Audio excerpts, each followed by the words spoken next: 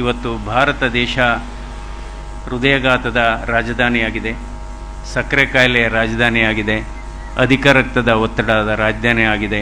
ಅದರಿಂದ ನಾವು ಕೆಲಸವನ್ನು ಮಾಡಬೇಕು. ಇವತ್ತು ವ್ಯಾಯಾಮ ಅನ್ನೋದು ಬಹಳ ಮುಖ್ಯವಾದದ್ದು. ಇವತ್ತು ನಾನೀಗಾಗಲೇ ಹೇಳಿದ್ದೇನೆ, ನಮ್ಮ ಹೃದಯ ಕೂಡ ಅದೇ ಹೇಳುತ್ತೆ, ನೀನು ನನಗಾಗಿ 1 ತಾಸು ಚಲಿಸು, ನಾನು ನಿನಗಾಗಿ ನಿರಂತರವಾಗಿ ಮಿಡಿಯುತ್ತೇನೆ ಇಂತಿ ಹೃದಯ ಅಂತ. ಅದರಿಂದ ನಾವು ನೋಡಿ, ಎಷ್ಟೋ ಸರಿ ನಾನು ರಾತ್ರಿ 10ವರೆಗೆ ವಾಕ್ ಮಾಡಿದ್ದೇನೆ. ಅಂದರೆ ಒಂದು ಟಾರ್ಗೆಟ್ ಇಟ್ಕೊಂಡಿದ್ದೀವಿ 10,000 ಸ್ಟೆಪ್ಸ್ ಅಂತ.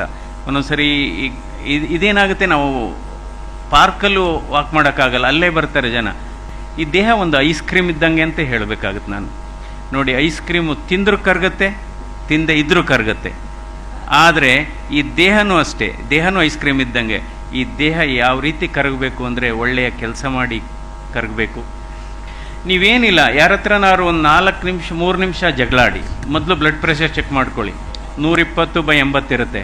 ನೀವು ಜಗಳ ಶುರು ಮಾಡಿ, ನಿಮ್ಮ ಬ್ಲಡ್ ಪ್ರೆಷರ್ 200/100 ಆಗುತ್ತೆ.